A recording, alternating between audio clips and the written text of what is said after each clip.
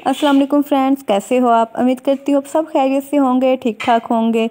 तो फ्रेंड्स, आज मैं बनाने जा रही हूँ दाल माश। तो ये तो सबकी फेवरेट दाल होती है, मुझे तो ये दाल बहुत पसंद है। मैं इसको पराठे के साथ बहुत शौक़ से खाती हूँ। तो फ्रेंड्स, चलते हैं अपनी रेसिपी की तरफ। इससे पहले आप मेरे चैनल को सब्सक्राइब कर दें, लाइक कर दें और कमेंट्स किया करें प्यारे प्यारे, और अपनी दुआओं में याद रखा करें। पहले नोट कर लेते हैं कि हमें दाल माश बनाने के लिए किन किन चीज़ों की ज़रूरत होगी। तो फ्रेंड्स, चलते हैं अपनी रेसिपी की तरफ। तो फ्रेंड्स, यहाँ पे मैंने दाल माश ली है, जिसको मैंने अच्छी तरह से भिगो लिया। ये मैंने 1 पाव ली है। और यहाँ पे हमें चाहिए होगा 1 टेबलस्पून लहसुन का पेस्ट। और यहाँ पे मैंने 2 दरमियाने साइज़ के प्याज लिए हैं। और यहाँ पे 2 टेबलस्पून मैंने अदरक का पेस्ट लिया है। और यहाँ पे मैंने 3 टमाटर लिए हैं छोटे साइज़ के, जिसको मैंने काट लिया है।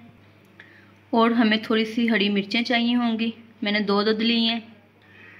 और यहाँ पे मैंने 1 टेबलस्पून नमक का लिया है, 1 टेबलस्पून लाल मिर्च का पाउडर लिया है, हाफ़ टेबलस्पून मैंने कुटी हुई लाल मिर्च ली है, 1 टेबलस्पून मैंने ज़ीरा लिया है, 1 टेबलस्पून मैंने हल्दी ली है। तो फ्रेंड्स, इसे बनाना स्टार्ट करते हैं। यहाँ पे मैंने एक कढ़ाई ली है, फ्लेम में ऑन कर दूँगी। अब मैं इसमें थोड़ा सा कुकिंग ऑयल ऐड करूँगी।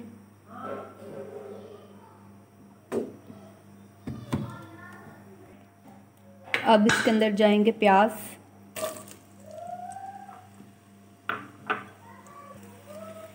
प्याज को हमें ज़्यादा ब्राउन नहीं करना, इसको बस गुलाबी सा रंग देना है, हल्का सा फ्राई करना है इसे।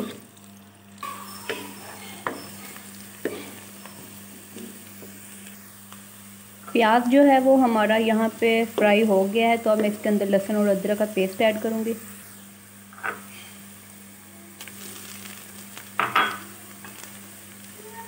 हम इसमें अदरक का पेस्ट ऐड करूँगी और इसको भी थोड़ा सा भून लूँगी प्याज के साथ। लहसुन अदरक का जो पेस्ट है वो भी फ्राई हो गया। तो अब मैं इसके अंदर टमाटर ऐड करूँगी।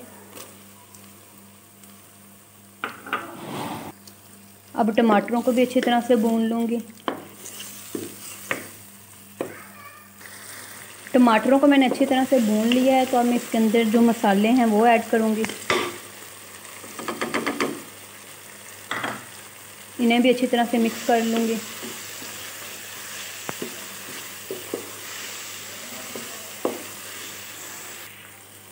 फ्रेंड्स, दाल माश जो है ये बहुत मज़े की बनती है। ये तकरीबन हर किसी की फेवरेट दाल होती है।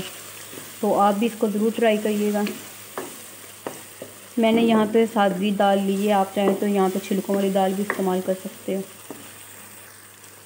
माशाल्लाह, जो इसके अंदर ज़ीरा ऐड किया है उसकी बहुत प्यारी खुशबू आ रही है और इसका कलर भी बहुत प्यारा लग रहा है। तो फ्रेंड्स, अब मैं इसके अंदर जो दाल है वो ऐड कर लूँगी।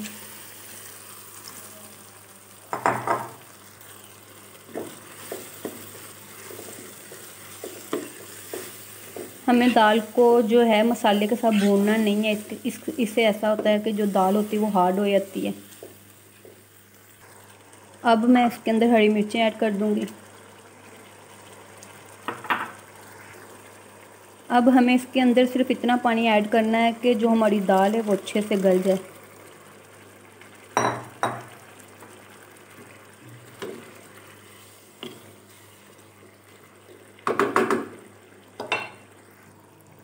तो फ्रेंड्स, अब मैं दाल को जो है 15 से 20 मिनट के लिए ढक्कन लगा के रख दूँगी। तो तब तक आप मेरे चैनल को सब्सक्राइब कर दें और बेल आइकन को भी प्रेस करें, ताकि आपको नेक्स्ट वीडियो है वो सबसे पहले मिल सके। तो अब मैं इसको तकरीबन 15-20 मिनट के लिए ढक्कन लगा के रख देती हूँ। अब मैंने इसे 15 से 20 मिनट के लिए रख दिया है। फ्लेम को मैंने मीडियम कर दिया है।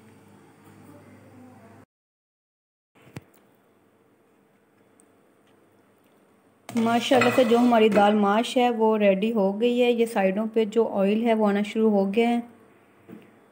तो अब मैं इसे एक बर्तन में निकाल लूँगी। तो अब मैंने इसे एक प्लेट में निकाल लिया है और इसके ऊपर हरा धनिया और ادرک کے ساتھ اسے گارنش کر لیا ہے اور اس کے اوپر تھوڑی سی میں نے کالی مرچ جو ہے وہ بھی ڈالی ہے، تو یہ بہت مزے کی لگ رہی ہے، بہت پیاری خوشبو آ رہی ہے ماشاءاللہ سے۔ تو فرینڈز یہ تھی ہماری آج کی ریسپی، امید کرتی ہوں کہ آپ کو آج کی ریسپی بہت اچھی لگی ہوگی۔ تو فرینڈز اپنی دعاؤں میں یاد رکھیں اور آپ سب کے لیے بہت بہت دعائیں، تو چینل کو سبسکرائب کر دیا کریں۔ تو پھر ملیں گے کسی اور نئی ریسپی کے ساتھ، تو تب تک کے لیے مجھے اجازت دیجیے، اللہ حافظ۔